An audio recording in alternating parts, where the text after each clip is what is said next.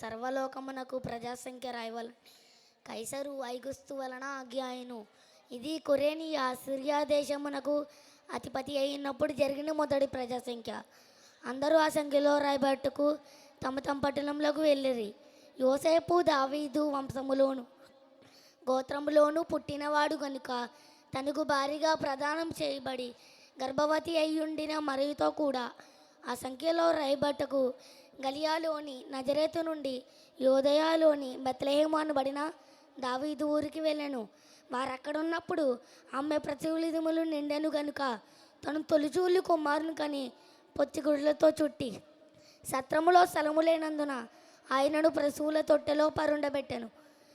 ఆ దేశంలో కొందరు గొర్రెల కాపరులు పొలంలో ఉండి రాత్రి వేళ తమ మందను కాచుకొని చుండగా ప్రభు దూత వారి వద్దకు వచ్చి నిలిచెను. ప్రభు మహిమ వారి చుట్టూ ప్రకాశించినందున వారు మిక్కిలి భయపడిరి. అయితే ఆ దూత భయపడుకొడి, ఇదిగో ప్రజలందరికీ కలగబోగు మహా సంతోషకరమైన సువార్త భాగము నేను మీకు తెలియజేయుచున్నాను. దావీదు పట్టణమందు నేడు రక్షకుడు మీ కొరకే పుట్టి ఉన్నాడు. ఆయన ప్రభు అయిన యేసుక్రీస్తు. దానికి ఇదే మీకు ఆనవాలు. ఒక శిశువు పొత్తిగుళ్ళతో చుట్టబడి ఒక తొట్టెలో పండుకొని ఉండుట మీరు చూచెదరని వారితో చెప్పాను.